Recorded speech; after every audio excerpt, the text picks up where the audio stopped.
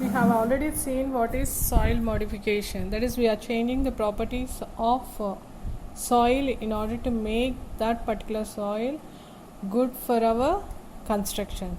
So let us go deep into this particular chapter. So here we have various slides regarding what are the methods of classification, what type of tools or equipment we'll be using for soil modification, or soil modification itself is your ground modification. Let us go deep into this. We have various types of ground modification. In order to go into this particular topic, we have some set of rules that have to be followed while you are selecting different type of procedure or when you are selecting different type of equipment. So let us see what are the main things that need to be followed when you are taking soil modification. So first one is identifying your soil type. What type of soil is it? That is, we have various types of soils like alluvial, black cotton, red soil, laterite soil, morum soil, or we have clay, silty soils, sandy soils. In this, all these soils, first you need to check what are the type of soils. So identify first your soil type. After identifying the soil type, what you need to do is you need to define their properties. What does that particular soil have? What is the crushing strength, or what is the bearing capacity of that particular soil? What is permeability of that particular soil, or what is the water content present in that particular soil? All the properties relating to that particular soil type need to be first put on paper before you take up that particular soil into consideration. So here let us see what are the main properties that need to be considered. First one is identifying your soil type, which type of soil. Next one is soils can be identified into their general types by the way they feel and respond to handling. So here he said soils can be identified into their general types. That is, all the soils, whatever the soil you have taken, first try to mark that put that particular soil into that 10 categories. After you put that particular soil into 10 categories, what do we need to do is, when you are handling that particular soil, what are the positive properties and what are the negative properties that will be with respect to that particular soil, with respect to the construction, how do they behave? Both the things need to be written. Then next one, what do we need to is we need to check what properties have to be modified. You need to put all that with respect to that particular soil. Then pick up a handful and squeeze it together. Take the soil into your hands and try to squeeze it. Sand feels gritty and the grains do not stick together when squeezed. See, when you just take sand, whichever we'll be generally using it in the construction site, when you take that particular soil or sand into your hands and then just press it, or if you try to remove the water, whatever it is there, what do we feel? We feel pricky. Why? Because the sand will be having angular particles, because of which that will be poking our skin. So here, when you are just trying to do that, what will happen? If any water is there, it will be just removed. If at all, when you are trying to make that into a mold by just squeezing it, the grains of the soil doesn't stick to your palm. That is the first thing. Next thing is, if at all it is forming into a mold, or else when it is able to convert itself into a ball like, it means that there is more of silt. If it doesn't form in that particular manner, then what happens? That is very good soil which is not having any silt particles, or which is not having any clayey particles. So next, when we see loam feels velvety or floor like when dry and forms a weak ball shape when wet, which crumbles apart when dry. So here, when you are using loamy soils, you don't even feel that pricking nature, or it doesn't even when you are holding it with your hand, no, we generally don't even feel it will not be just pricking. అంటే అది చేతిలో మనం పట్టుకున్నప్పుడు ఎక్కువగా గుచ్చుకోవడం అనేది ఏమి జరగదు. So if it is very velvety or flour like, just like you're mixing your dough, so same thing if at all it is there, and when it is little wet, if you are able to make it into a ball shape, and when it is dry it is breaking or crumbling apart, then that particular soils you are going to call them as loamy soils. And next type of soils what we have is clay soils. What will happen if at all clay is there? If you are just trying to rub this clay, it will be very smooth, and you'll be feeling sticky with that. And if you are making any particular ball shape, when you are making it into a ball shape, that ball will be lasting for more number of days. So because that can retain the property, it means that it has elasticity more. But loamy soil, it has elasticity when you are using it in wet condition. When it is dry, it doesn't become elastic, or it loses the property of elastic and becomes plastic. The next one is chalk will have large lumps in it and be hard to mold. So chalk, when it has more of calcium carbonate, when it has, then what is the main property of it? It will have large lumps, and you cannot mold that into required shape. So because of that property of chalk, we cannot use that for your construction purpose. So here on the broad classification, we have said 3 to 4 main properties. That is, when the sand is taken, and when you are just putting that particular sand, when you are taking that particular sand into your hand, then what should be? It should not stick to your palm. That is the first condition. The next condition is when you are taking this particular sand and then trying to make a ball, and if you are not feeling any pricky nature, and if it is very soft and flour like, then what do we need to do? We need to, and when you are making it into a ball, and when it is wet it is becoming a ball, and after it is dry, if it is crumbling back, it means that that particular soil is not good, or that particular soil you can just call them as loamy soils. Loamy soils will have that particular property. And clay soils, when you take, that will be feeling sticky, and when rubbed it will be very smooth. And chalk soils, it will not be able, we will not be able to make any mold with that particular soil, and you will be finding more of lumps. So these are the different particular soils. So we need to keep in mind, depending upon the property into what you need to convert them, or in what category you need to put them. You need to put that in our mind before we do it. The next particular soil thing, first one is identify the soil and what are the properties it comes under. Next thing is in general what is the soil condition, depending on just by seeing or just by feeling it, how you can modify. The next one is how to work with your soil. So you know now what is the category of soil into which it has formed. After that you know what are the properties of it. Then how it behaves with respect to construction also we know. Then after that you need to work out for what are the properties that can be worked, and how do you modify that particular property. That has to be kept in mind before we get into modification. So the next point is how to work with your soil.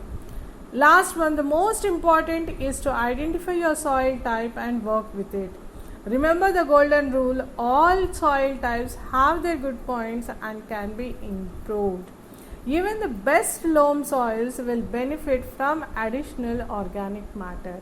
So here he gives a very good thing, that is, first and foremost thing, identify the type of soil and identify what type of work you are going to do. After that, we need to keep in our mind that all the soils have some good points as well as some bad points. But whichever are the good points, that we need to keep in mind, and the best can be outputted when you are taking into the bad properties. All the bad properties are changed or can be replaced, or it can be modified with some technique or the other. So that technique has to be first identified what technique is used, what technique should be used that for that particular soil. So here he gives, even the best loamy soils will benefit from adding organic matter. When you are able to add some organic matter, loamy soils also are becoming good for our construction. So that all has to be kept in mind before we take into consideration the modification.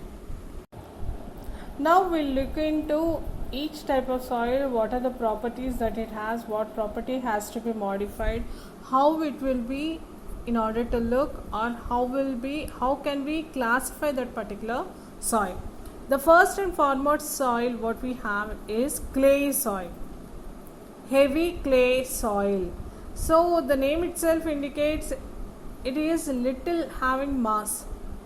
Generally these clay soils everyone might have seen, that is during Ganesh Chaturthi we will be seeing this clay soil. You have red soil type as well as you have black soil type. So when compared to normal conditions, the main thing is we would like to go for clay because it is easily soluble in water, because we want that Ganesha to be totally immersed in water and we doesn't want any harmful effect to be created. But now when we are taking into consideration the construction part, how should the soil be? The soil should not dissolve in water. See, generally when I am constructing some house and if rain falls, if that particular soil is going on dissolving, then what happens? There will be settlement. If that settlement is uniform, well and good, people whoever are residing might come to first floor. But what will happen if at all there is a differential settlement? The total structure collapses. So that one is not good when you are taking into consideration our construction. So here first thing is heavy clay soils, how it should be, what property has to be modified. See, generally when we are taking heavy clay soils, this holds water but also bakes during dry in the summer. See, generally what happens, clay soil has got very good retaining capacity, but when it is summer or else that particular soil is totally left out to temperature, it is going to bake. You can see light cracks. So for that reason he gives it, this holds water good but also bakes, that is removes the water and it will be forming a hardened clay type during summer. Next, however, clay is very good at holding nutrients and moisture and very fertile as long as you can break it down with the addition of organic matter and grit. See here, the very good property of clay is it can hold the nutrients and the moisture, and also it can stay fertile for a long time. So if at all if you are thinking about growing crops rather than construction, then this particular clay is very good, because the amount of nutrients that it is holding or the moisture retaining capacity as well as fertility consideration, all the things are very good. But when it is changed, when you want to change this property, what is the only thing that you can add? You need to add some organic matter or some grit. So here these two things should be done. This will enable the roots of plants to get through to the nutrients more easily, and of course make planting less back breaking for you. So here when I am considering it for farming, then what is happening when I am adding some organic matter and grit? What is happening? The nutrients are easily escaping or going into your soil, and it is making very good content of manure for your crops. Try and avoid walking on the soil too much, as this will compact it to a hard pan.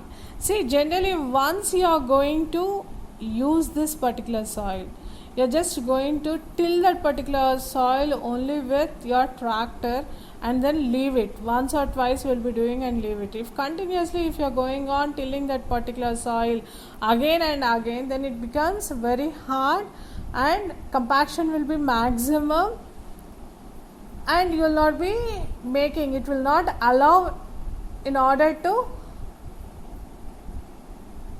break or hold the moisture.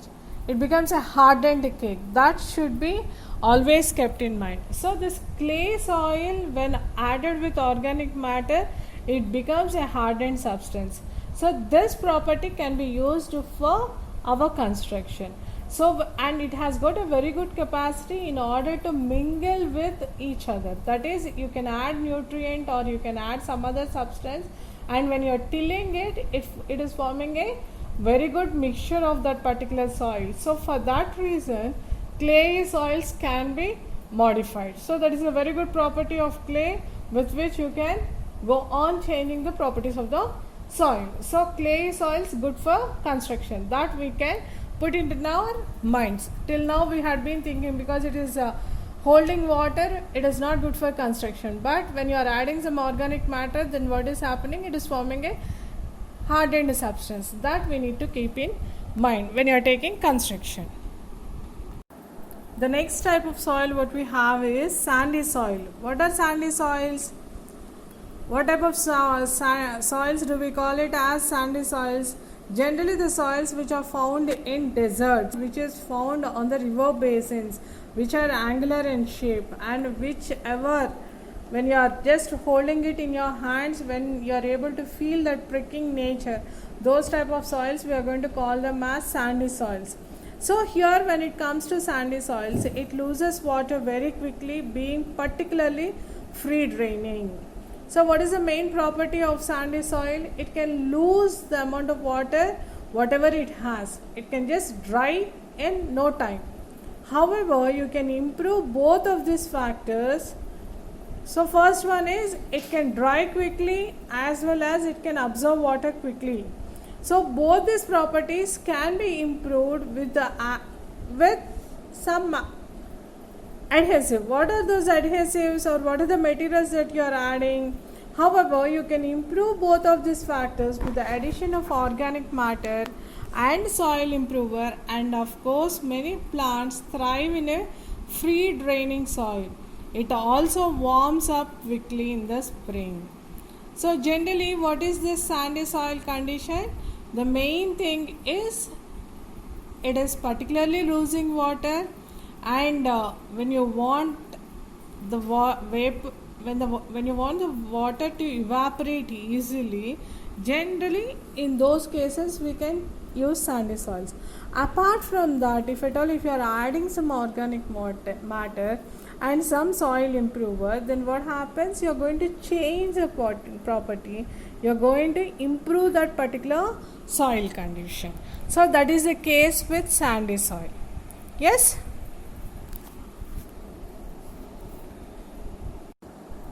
The next type of soils what we have is chalky soils. So what are these chalky soils? This is the alkaline, so it will not suit plants that require herbaceous soil. Some soils contain large clumps of chalk. So here he gives, first thing is chalk soils. What are these chalk soils? More of calcium carbonate. Generally this will not be useful for our plants. So these soils, they contain large lumps of chalk. Others are a mixture of chalk and clay. See, sometimes what happens, there are some soils wherein it have only chalk properties. You have only calcium carbonate. But there are some soils which have this argillaceous material like your clay, as well as it has chalk. When these both are combined, then it will be acting as a very good binding material. So here generally, see, whenever we take the properties of cement in building materials, you might have already seen, in order for the formation of cement we need calcareous material and argillaceous material. Chalk is calcareous material and clay is your argillaceous material. So these, when they both are there, what happens? It will be having all the things that are required. When you are taking that particular soil for our construction, it will be very good soil, because that soil itself forms the base, which will be impervious, which will be having greater bearing capacity, which will be having greater strength or good strength. So now let us see. So chalky soils, they are alkaline in nature, so will not be suiting plants that require herbaceous soils. Next thing is some soils contain large clumps of clay. Others are a mixture of clay and chalk.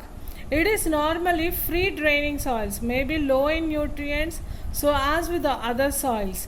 The addition of organic matter will help with both the structure and nutritional content of the soil. So here when I am taking the soil conditions, I am talking with respect to the plant as well as with respect to our construction, how they behave.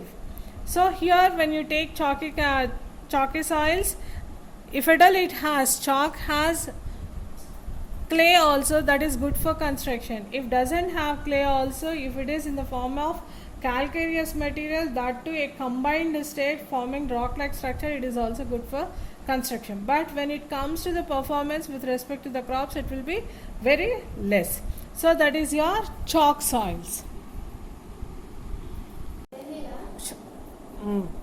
The next type of soils what we have is normal soils, or in general when you are taking normal consideration of the soils, we have it retains moisture without impeding drainage. It captures nutrients and allows oxygen to circulate. It normally contains equal quantities of sand, clay, silt and organic matter. So generally whenever you take construction, what happens, you want all these properties. The first one is it should retain moisture without stopping your drainage, or without impeding, without creating a hindrance, without stopping that particular drainage. It should retain some moisture and it should allow that particular soil to move, water to move from that particular soil. That is the first thing. It should capture nutrients and allow oxygen to circulate. There should be free flow of oxygen into the soil. See, generally when there is free flow of oxygen into the soil, it creates good atmosphere even for the inmates of the house. For that reason only, now we are going for eco buildings, wherein you are making all the things with earth. You are trying to have a bondage with the earth, because that particular earth itself is a living matter what we have considered. So here it is there that retaining capacity of moisture should be more.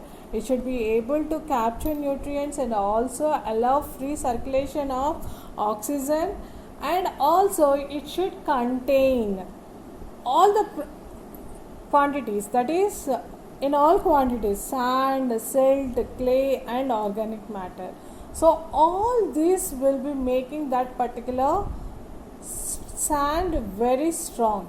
So for that reason, generally it should have all the types of soil, sand, clay, silt, organic material in the particular soil. So that particular soil which has all these things, you are going to call them as normal soils. The next type of soil what we have is sandy soil.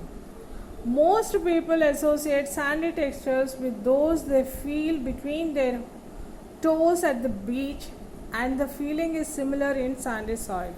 See, generally sandy soil, example will be giving it as desert soils. More than desert soils, what we give is on the river basins or on the sea beaches. See, generally what happens over there when you take this sandy soils, when you are walking on the beach, how do we feel? We feel sometimes something is poking into our toes, and sometimes we feel it very soft. So that particular soil which has got angular particles, which is having soft particles which will be able to bind together, that particular soils you are going to call them as sandy soils. So when you want that particular soil to be very smooth, then how should that be? It should be of very minute size. So here in the next thing, its particles are the largest of all the soil particles, ranging from 0.05 to 0.1 millimeters at the small end and 1 to 2 millimeters at the large end. See here, I said two things are there. When you are walking on the beach, you feel something poking into our toes or feet, that one will be having the size of 1 to 2 millimeters, whereas when you're walking you can feel that smooth nature. Sometimes that particular nature will be because of 0.05 to 0.1 millimeters length of the particles. So when you take the particle distribution should be 1 to 2 millimeters or 0.05 to 1 millimeter. So both the things it will be there in the sandy soils. So because of this particular sandy soils are generally termed to be the good for construction, but only thing is when you are finding it nearer to the sea, we should see that it shouldn't have any salts in it, or else on the river basins generally we term them to be very good and we can use that particular soil for our construction. Those soils generally for the construction, for your plastering works, for your mortar works and all, you will be using it. But when it comes to construction on that particular soils, then we need to have different type of construction like your piles construction. So that is with respect to sandy soils. So here we'll see what are the next properties of that particular sandy soil. Sandy soils, they are used in construction to the maximum thing. See, generally whenever you have a sandy soil and if the sandy soil condition is very good, then generally what for we will go, even for the construction of bridges and all, we consider them to be good. All the bridges are built across those rivers. So with that itself, because it is able to sustain that much amount of load, it itself tells us that sandy soils are good for construction.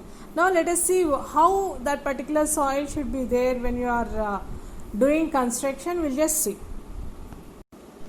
Next, sandy soils, they are good for construction. Now how should that particular soil be? He had already given us in the before slide, we have already seen what are the particle size distribution. That is, when you are taking into the smaller end, how much should be the particle size, and on the larger end 1 to 2 millimeters. So that we'll just check it. So that factor gives wet or dry sandy soil a grainy texture when we rub it between our fingers. See, just take little amount of soil, try to rub it between your fingers. You can feel something to be there. That is, the texture is not smooth, the texture is not pricky. How is the structure? You can feel that there is some particle in between, and that will be generally when you are rubbing it, sometimes it will be soft, sometimes it will be hard, sometimes it will be sticking. So all these properties are very good for construction, and it makes the soil light and crumble even when you try to stick it together into your hands. See, here he gives, when you are rubbing it with your fingers, you can feel the soil to be light, and also when you are making some your lump, when you are taking a soil and then just putting it in your fist, then you can even see that sometimes it sticks into your hand, sometimes it may not stick, but little amount of soil you can see on your palm. Sandy soils drain very quickly, so just keep that under your fan or just leave it for some time, then that becomes totally dry, it doesn't have any water. So the sandy soils drain very quickly. So this is with respect to sandy soils. The next soil what we have are silt soils. So generally we try to avoid silt soils. This particular soil is very smooth, and when you try to make some shape with that particular thing will be able to last for a longer time, and you can mold it into required shapes, and also it has more of water content, and just with the addition of water also it can easily dissolve in water. It will not be able to hold its properties for a longer time. That particular things you are going to call them as silt soils. If these silt soils are of greater size, then we can try to use it in our construction. So let us see what are these silt soils. Many people think of loam as an intermediate between sand and clay.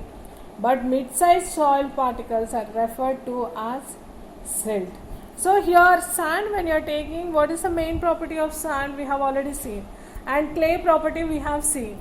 But you have already seen, even you have seen loamy soils. How are those soils? A particle which is in between the properties of clay and sand, you are going to term them as silt.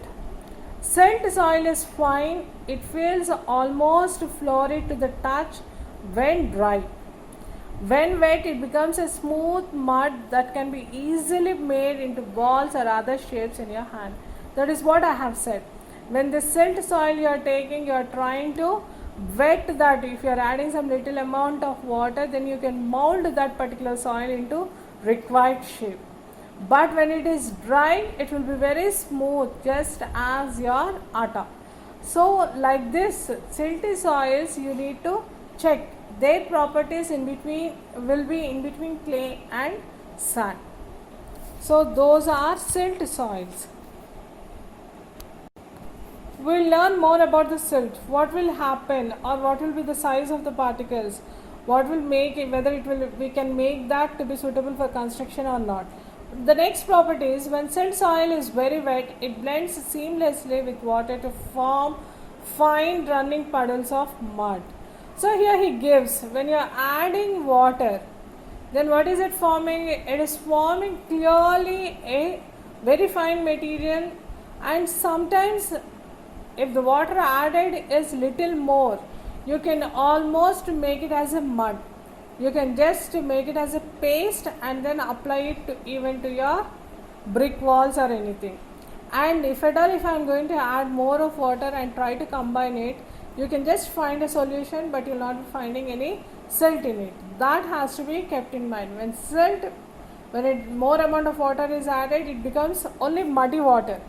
That is a mud solution. So that has to be kept in mind. Silt particles are very small. What is the size? He had given it to be 0.00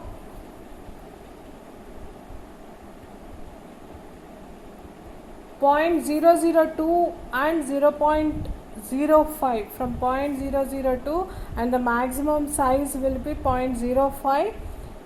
So which results in very smooth texture of that particular silt, that is 0.002 to 0.005.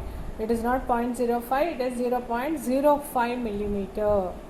And next, silted soil drains well, but not as quickly as sand.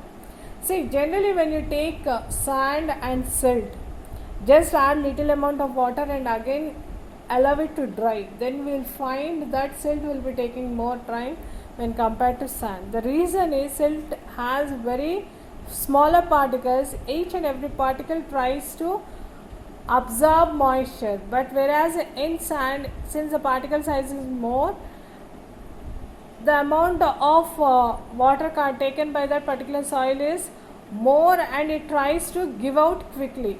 Because of these two properties, difference between silt and sand, we are preferring more of sand than silt in our constructions. The next soil particle what we have is clay soil. There we have seen before a hardened clay. Here it is clay soils. So hardened clay, you are combining it with some of the organic matter, and the particle size is more, you are going to call it as hardened clay. Here we have only clay soils, which is having almost all the finest matter equal to that of silt. So here clay soil, clay particles is the finest of all the soil particles, measuring fewer than 0.02 millimeters in size. So the particle size is less than 0.002 millimeters, and these are the finest of all the soil particles. No other soil is having that much fineness. They stick together readily and form a sticky or gluey texture when they are wet or dry.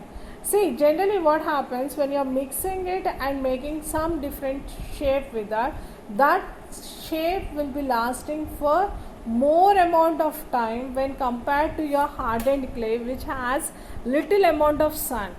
But this clay soil, it doesn't have any amount of sand in it, so generally it can stick together readily and it can form some gluey substance. Like when they are dry or wet also, that gluey substance will be there, because of which you can see only fissured planes, very light amount of planes that are out. Yes, you cannot find more width cracks on this particular soil. So for that reason only I said, when you are taking your clay soil itself, we consider them good for our making of Ganeshas during Ganesh Chaturthi. So here this particular soils are good for making of elements but not good for construction. Yes, so that is our clay soils. So we'll just see what are the next properties of the clay which will be making it suitable or which will be making it unsuitable. The next property of the soil is, when you gather clay soil into your hand, you can readily shape it into whatever form you want. You want to make some apple or you want to make some monument with that, you can make with clay soil. You just take it, mix it with some amount of water, try to rub it or else do whatever you want. Try to squeeze it, do it, everything. Only thing is, it should be patted very well. Then you can make that particular soil or particular clay into whatever mold you want. So that is the best property of your clay. It will form a ball that doesn't break even squeezed, or a thin flexible ribbon when pressed between your thumb and forefinger. See, that is the very best property. That is, if you are making a ball and allowing it just like that, what will happen? Even you are squeezing it, it doesn't even break. And you are making a flexible ribbon like thing and then leaving it in between your fingers. When you try and make a ribbon like, it will be in that particular shape. It means that it has got some strength for regaining. It has got some strength which it can regain even if that particular property is removed. So because of this property, we are using clay in our construction. We are making clay suitable for our construction.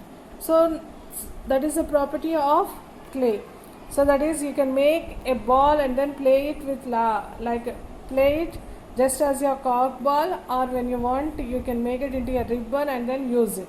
So in both the things, clay can be. The next type of soils what we have is loamy soils. We said silt soils have the property in between that of clay and loamy soils. Let us now see what is loamy soil. Loam is not its own particle type but a designation of soils containing certain combinations of other particles. See, generally when you take sandy, all the soils will be of the same type. When you take clay, all the materials or all the grains of your clay material will behave in the same manner. But when I take loam, loam is not a type of soil. It's a combination of two or more materials which is called as loam soil. So here he gives certain combination of materials, those are designated as loamy soils. For instance, he had given us an example. We are taking this example. A soil that is 30% clay. When I say a soil or a loamy soil which is having 30% clay, what does it mean? It means that 50% is sand, 20% is silt. That particular thing I am going to call it as sandy clay loam, where the soil types before loam listed in the order, their particles are most dominant in the loam. So here what does it mean when I say loamy soil? It means that more amount of sand is present, less amount of silt is present. And since these both are combined together, you are going to call them as loamy soils. So generally the labels will be clay loam, silt loam, sand loam. So here when I am taking the name clay loam, clay is predominant. Silt loam, silt particles are predominant. When I am taking sand loam, sand particles are predominant. So here, depending upon the amount of clay, sand or silt in loamy soils, you can define them into different things. Predominantly these names give itself what are the main ingredient in that particular soil. So these are our loamy soils. So till now we had seen different types of soils. What are the different types of soils? Clay soil, sandy soil, silt soils, hardened clay or clay soil. All these, how are the properties of these? Wow. What properties make it suitable? What properties it doesn't make it suitable? Now here there are traditional objectives and emerging trends. See, when I say that I want a soil modification, what are the things I am doing here? The aim of improving soils as foundation or construction materials. See, I am not talking only for foundation or only for construction.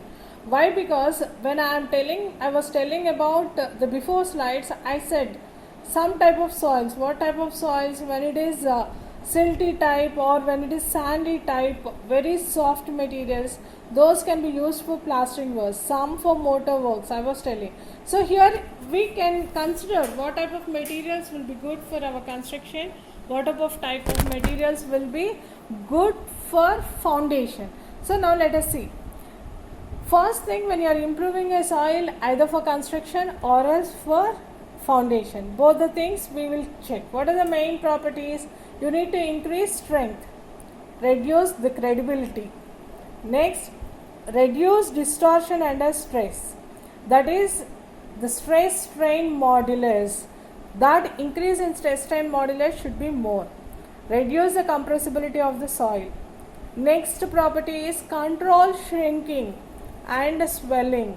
So because of that, what will be increased? The volume stability will increase. Next, control permeability, reduce water pressure, redirect seepage. All the things. Control permeability, don't allow the water to pass through it. Reduce the water pressure, because of water addition, that pressure that is acting on the molecule should be reduced. And redirect the seepage, it shouldn't allow the water to pass through it. It should allow some surpass or bypass that particular material. Next thing is prevent detrimental physical or chemical changes due to environmental conditions.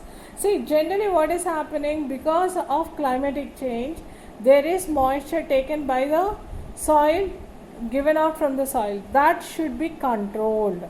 So here he gives prevent detrimental physical or chemical changes due to environmental conditions. That is, that particular soil should not even react with water. That should be borne in our mind. Next, reduce susceptibility to liquefaction. So first thing, that particular soil itself shouldn't become liquid. So it should reduce susceptibility to liquefaction. Next is reduce natural variability of borrow materials or foundation soils. Variability with respect to the property should not be there when you are considering those particular soils for foundation. That has to be kept in mind. So these all things should be kept in mind before we consider any particular soil good for construction or good for foundation. These all things should be borne in our mind. So in today's class, we have already seen what are the factors to be modified and what properties of the soil make it good for construction, or which type of soil will be having what are all the properties. We need to keep in our mind the property of the soil before you are considering that particular soil into our construction. So we need to remember that golden rule. What is the golden rule? All soil types have their own good points and can be improved. Even the best loam soils will benefit from the addition of organic matter. That has to be kept in mind before we take up construction. Every soil has got some good properties in it. So better use the good property in order to enhance and use it for construction. So that should be kept in mind. So remember what are the things that we have studied, that is what type of clay soils, sandy soil properties, chalky soils, normal soils, sandy soils and silt soils and clay soil. You have clay, hardened clay soil as clay soil and loamy soils. So what are the different types of soils, properties, what are the traditional objectives, and what are the emerging trends? We'll just see about the emerging trends in the next class.